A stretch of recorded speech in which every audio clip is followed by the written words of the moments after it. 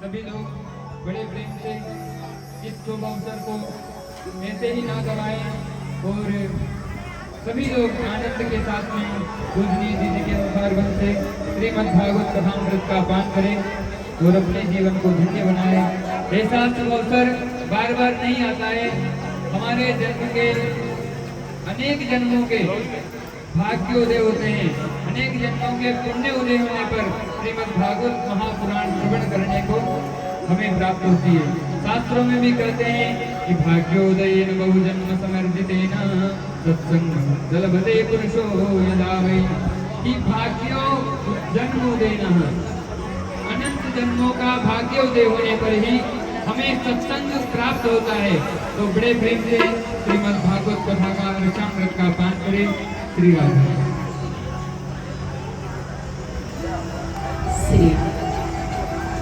श्री राधे, श्री राधे। आप सभी मेरे भाई, बाहर से पधारे हुए अतिथि गण, देवता और मेरी प्यारी प्यारी देवी माताएं बहनें, शक्ति स्वरूपाएं, आप सभी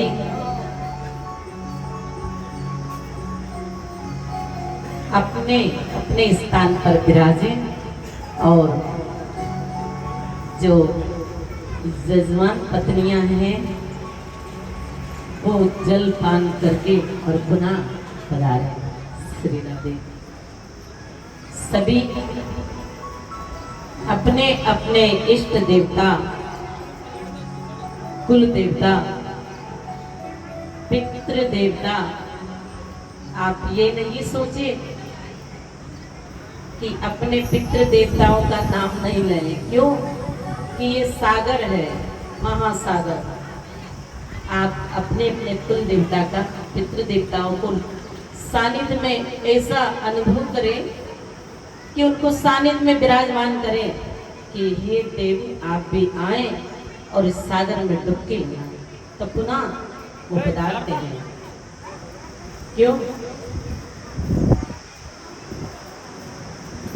कहते हैं ना कि गंगा मैया में डुबकी लगाने राजा भी जाते हैं और प्रजा भी जाती है, क्योंकि वो माँ है। वो सबको शरण देती है मेरे भाइयों।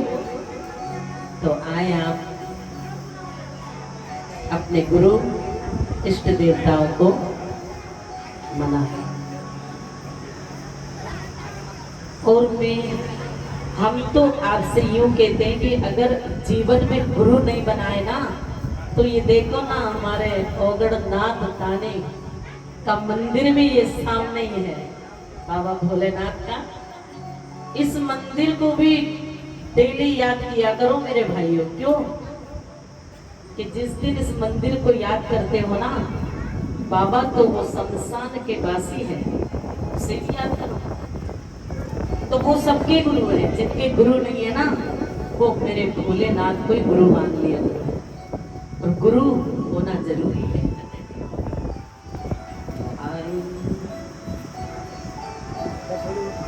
बोलिए एक बार जोर से जयकारा लगा दे मेरे, जिनकी सानिध्य में आप विराज रही हो ना, रानियां, महारानियां, और आप भी तो शक्ति स्वरूपाएं हैं। बोलिए अंजनी लाल की जय हो, यज्ञ भगवान की जय हो, भूतनाथ भगवान की जय हो। बोली राजा रामचंद्र भगवान की जय, श्री व्यास जी भगवान की जय, श्री सुखदेव जी महाराज की जय हो।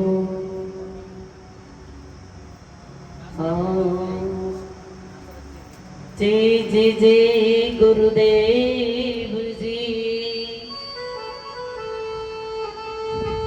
अज धरो तुम्हारो ध्यान,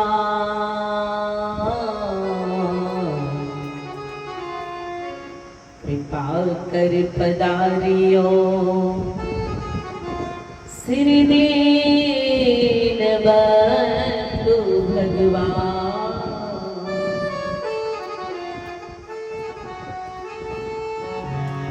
मेघ पधारो पवन सुत,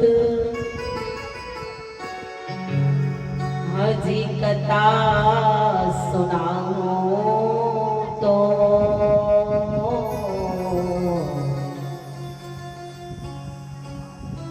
प्रेम सहित गादी धरो, हजी विनय करो कर जो।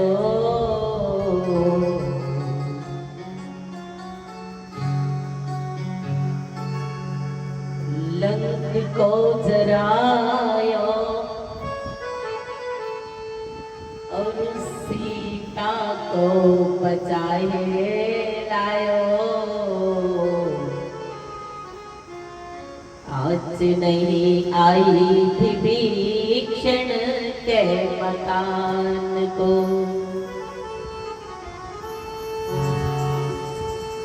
हज लगते ही शक्ति के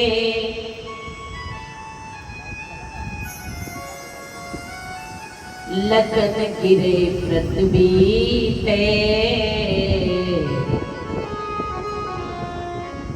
उस दी को लेने भेजो वीर बलवान को।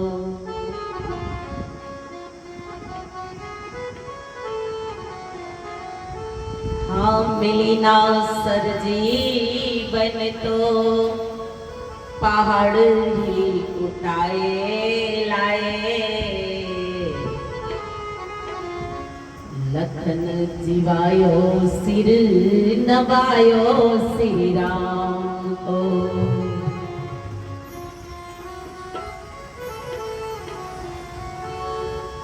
हज दुष्टन के भक्षण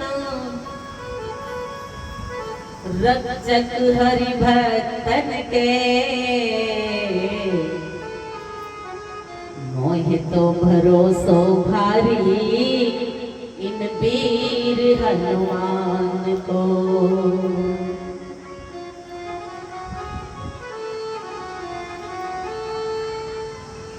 भरोसा हम भैया एक दिन नहीं रोज आपसे यही फरमाएंगे कि भरोसा करना, और भरोसे पे ही दुनिया टिकी। और मेरे बाबा तुलसी ने कहा कि क्यों नहीं करते हो भरोसा एक दूसरे पे। आज भरोसा है तभी तो दो दो यज्ञ इस ग्राम में चल रहे हैं। आप पे विश्वास है और विश्वास करना पड़ेगा। गाना हो अब मोहि भा भरोस हनुमंता।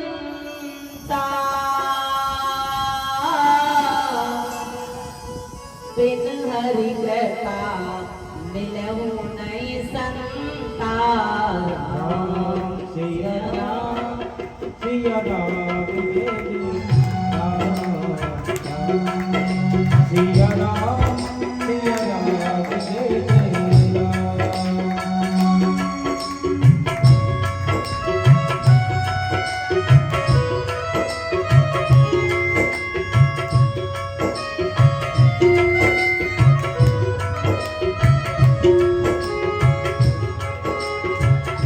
अब मोहि भरोसी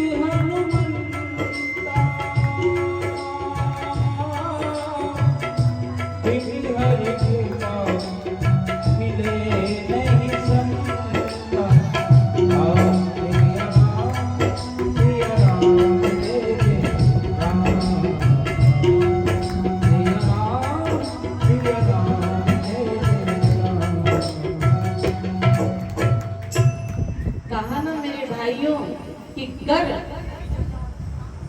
अगर पास है तो अपने भी खास होते हैं। अगर आपके पास है तो अपने भी खास होते हैं, और अगर पास नहीं है तो जो रिश्ते खास होते हैं वो भी टूट जाते हैं मेरे भाई।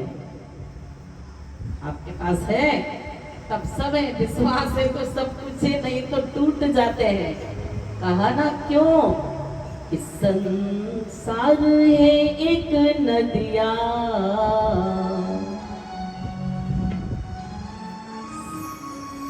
संसार है एक नदिया,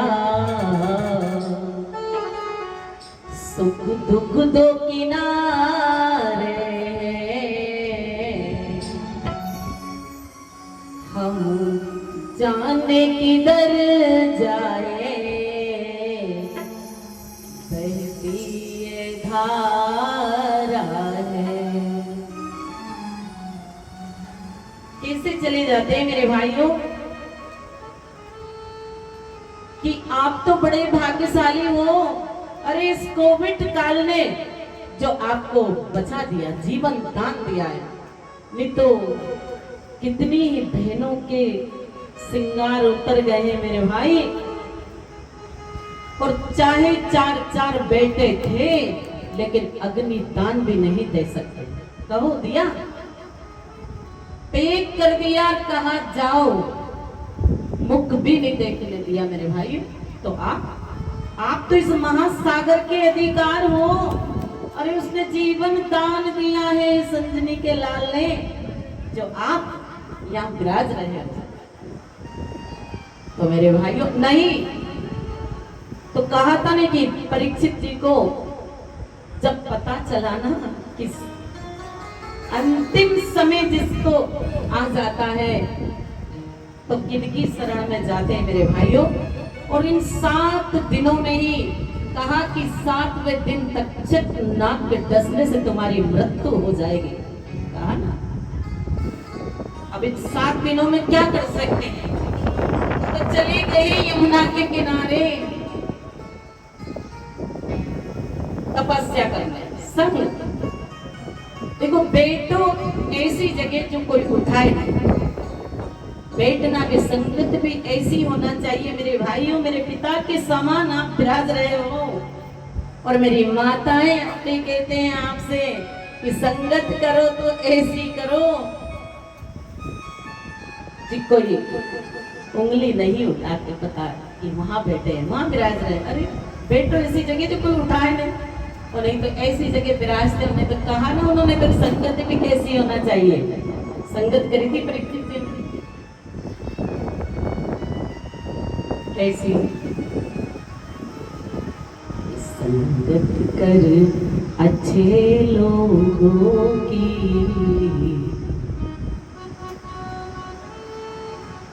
दवा मिल जाएगी सभी रोगों की। संगत कर अच्छे लोगों की, दवा मिल जाएगी सभी रोगों की। मुक्ति का कोई तो जतन करी ले, मुक्ति का कोई तो जतन करी ले। थोड़ा थोड़ा हरि का भजन करी ले, थोड़ा थोड़ा हरि का भजन करी ले।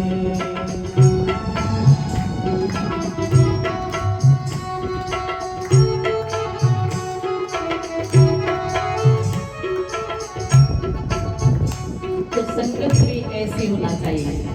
और ये तो बैठ गए वहां जाकर, और किसी ने कहा अंदर से आवाज आई कि इनको उठा दो ना, भोजन आरोप हो। ऐसा नहीं मेरे भाई, अन्न जल वायु का भी त्याग कर दिया उन्होंने, और गंगा किनारे बैठे हैं वो राजा परीक्षित।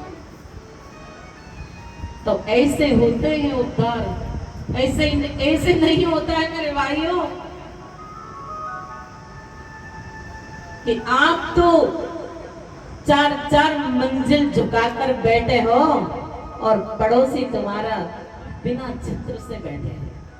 कल बताया था ना, एक लक्ष्मी जी ने वरमाला उनको ही पहनाई, क्योंकि भगवान ने लक्ष्मी जी को नहीं निहारा।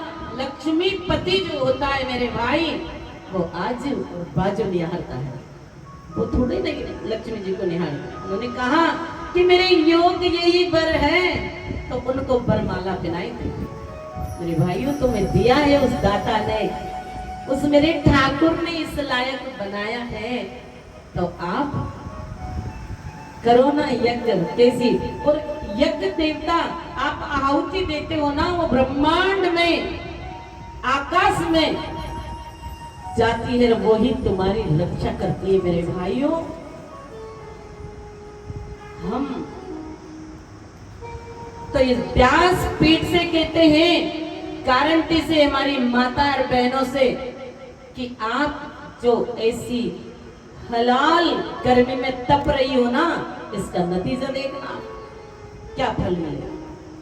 अरे ये आंखें, नेत्र दिए तुम्हें दर्शन के लिए, और मेरे ठाकुर ने कैसी रचना की रे मेरे भाई, कि इस देह में नेत्र दिए दर्शन करो, कर्ण दिए श्रवण करो, और इन हाथों से उनकी सेवा करो। हम ये नहीं कहे कि आप दान करो, ये मत समझना कि ये पैसों वाली दुकान नहीं है मेरे भाइयों। कदाचित भी ये मत समझ लेना कि दीदी जी भागवत जी करने क्यों लगी। अरे मुझे तो इस अंजनी लाल का आशीर्वाद मिला है मेरे भाई, और ना जीवन में कभी ये दुकानदारी लगाएंगे कि आप आओ और पैसे चढ़ाओ, नहीं।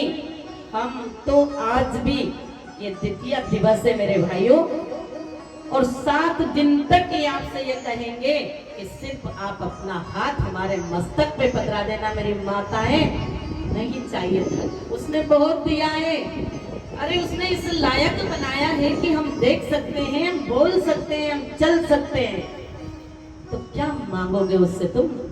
और कहा ना कि मांगने से तो मेरे प्रभु से भी प्रेम कम हो जाता है मेरे भाई। मांगते कभी ईश्वर से मांगना नहीं चाहिए, उसको दिखता है। आप तो 2 नेत्र वाले हो, मंदिर जाते हो, तो उससे कहो कि तूने बड़ा उपकार किया हम पे, जो इस योनि में जन्म दिया, और इतने अच्छे कुल में जो हम सेवा कर सकते हैं। मांगने से तो ऋणी रहो।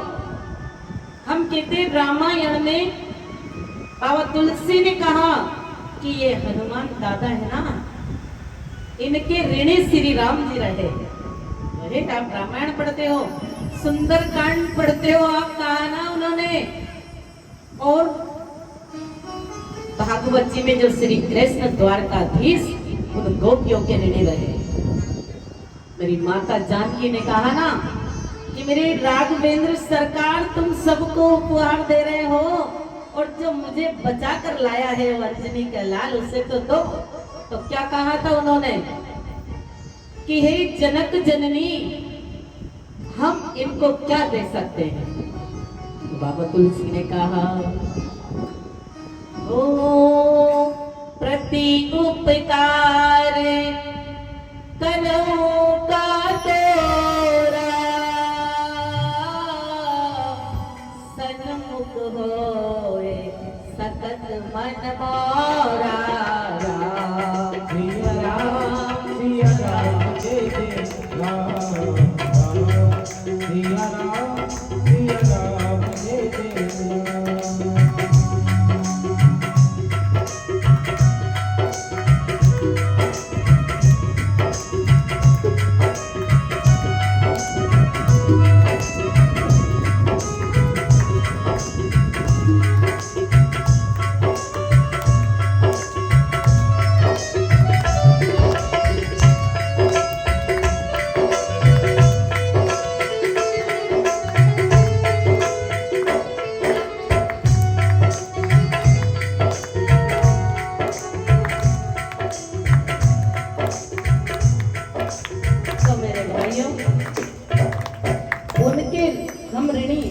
ऋणी रहेंगे क्यों? कि उन्होंने इतना बड़ा उपकार किया है हमारे ऊपर। 2 दिन हो गए मेरे भाइयों, आप सभी मेरी माताएं, आपको कथा समझ में आ रही ना? अगर नहीं आ रही हो ना तो बोल देना खड़ी होके। हम यहाँ वैसे ही नहीं आए हैं, आपको कुछ ना कुछ दे के जाएंगे, क्योंकि कथा श्रवण अगर पांडाल में, अरे पांडाल में नहीं मेरे भाइयों, इतनी बड़ी कृपा हुई आपकी, देखो ना आपने तो जन्म जन्म के उसके उपकार किए। टीन, हमें पता चला कि भागवत जी के लिए उन्होंने टीन सेट लगवा दिए और पंखे लगवा दिए। तो ये आप यहाँ के लिए नहीं कर रहे हो, वो वहां अपना खाता खुलवा लिया। क्यों? कि यहाँ तो बैंक बैलेंस करवाते हो, एक भी करवा देते हो, मेरे ये बेटा और वो बेटा नाती। अरे तृष्णा कभी पूरी नहीं होती है मेरे भाइयों। लेकिन आप जो ये कार्य कर रहे हैं ना, उसका खाता आपको वहां खुलवा रहे हैं बाबा। कहते हैं ना, कोई जमानतदार होगा तो ही आप रिहा होंगे, और ये जमानतदार बनाए हैं आपने मेरे भाइयों, और ये होना चाहिए। नहीं तो जीवन अधूरा है। फिर तो कहा ना कि जाने किधर ले जाएगी वो बहती धारा है। मेरे पवन देवता कृपा कर, और वो कहां नहीं करते कृपा, ऐसी ऐसी कृपा की उन्होंने। मेरे कितने दिन युद्ध चला महाभारत का, और द्रौपदी जी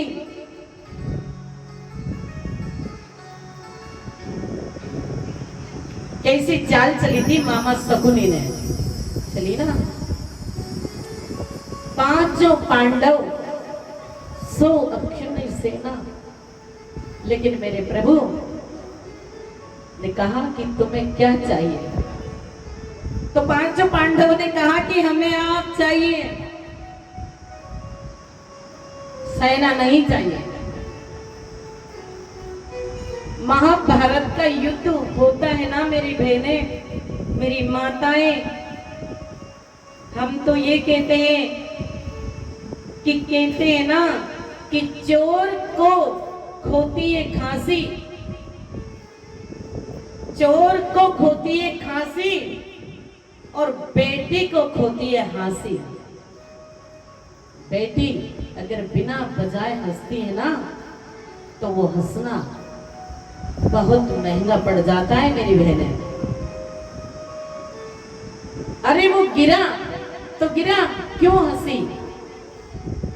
पर कह दिया कि अंधे की औलाद अंधी है। अगर ये शब्द नहीं निकलते ना तो महाभारत का युद्ध नहीं होता। पर कहा कि अंधे की औलाद अंधी है, तो ये बाण, ये वाणी कहा ना कि पहले सोचो और फिर बोलो मेरे भाइयों। बिना सोचे बोलना बड़ा महंगा पड़ गया। 5 पांडव सब कुछ हार गए, और उस द्रौपदी को भी हार बैठे। पांडवों की बैठे सभा में, और सभा लगी, महाराजा, राजा, दादाजी और सब बैठे हैं। द्रौपदी जी विलाप कर रही है कि कोई तो मेरी लाज बचाओ, लेकिन नहीं, उस जगह सबकी गर्दन नीचे थी। अरे भीष्म पितामह जैसे योद्धा बैठे हैं उस सभा में, बिलक रही है कबला। मेरे भाइयों कह रही, दादाजी आप तो कुछ रक्षा करो, लेकिन दादाजी ने गर्दन झुका ली। और मेरे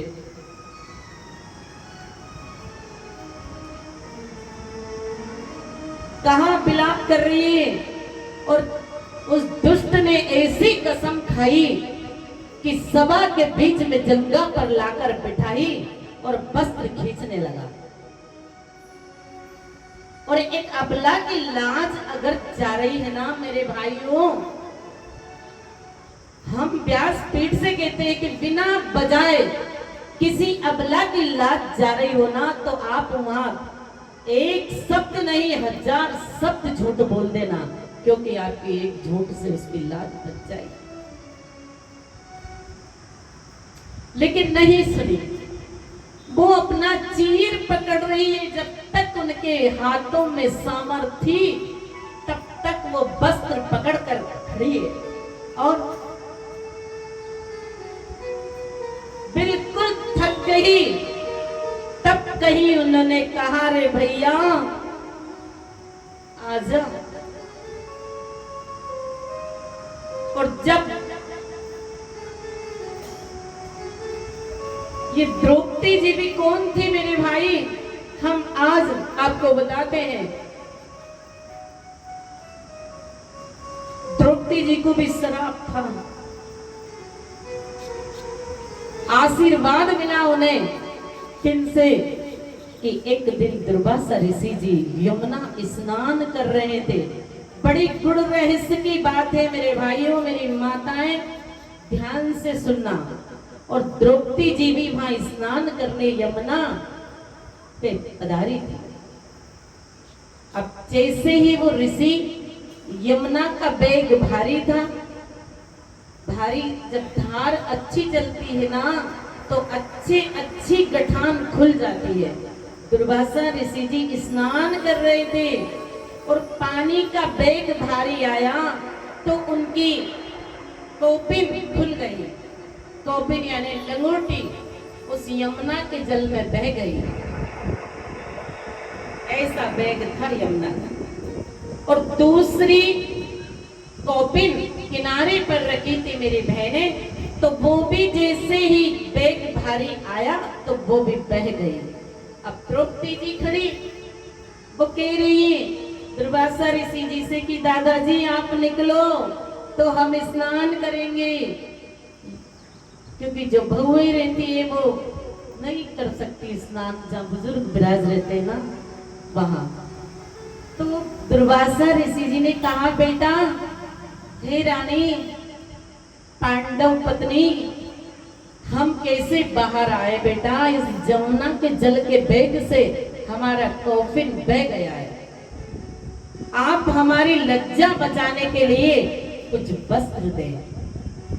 तो उसी दिन द्रौपदी जी ने अपना चीर आधा फाड़ा और यमुना मैया से कहा, जाओ गुरुदेव के पास। यमुना मैया से कहा, यमुना मैया गुरुदेव को संभालो ये चीर। तो वो चीर नहीं गया उनके, वो बहता रहा। तब कहीं गुरुदेव ने कहा, बेटा ये ऐसे नहीं आएगा, आप यमुना महारानी से बोलो कि हे यमुना, एक अंजलि से जल लो और यमुना मैया पे संकल्प कर दो कि हे यमुना मैया, मैं सत्यवती नारी हूँ, मेरे तप के वेग से ये मेरा चीर मेरे गुरुदेव को पहुंचा दो। तो जैसे ही कार वो चीर गुरुदेव के आजू बाजू बंध गया, गुरुदेव जमुना के किनारे से बाहर हो गए और कहा कि बेटा आज तूने मेरी लज्जा बचाई, कल देख लेना यही चीर के बदले हजारों चीर तुम्हें मिल जाएगा। द्रौपदी जी को गुरुदेव का आशीर्वाद था। उधर कहा उन्होंने कि हे मेरे द्वारकाधीश अब आ जाओ और मेरी रक्षा करो, मेरी बाहें थक गई है।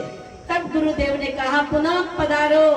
तो द्वारकापुरी से वो आ गया और ऐसा आया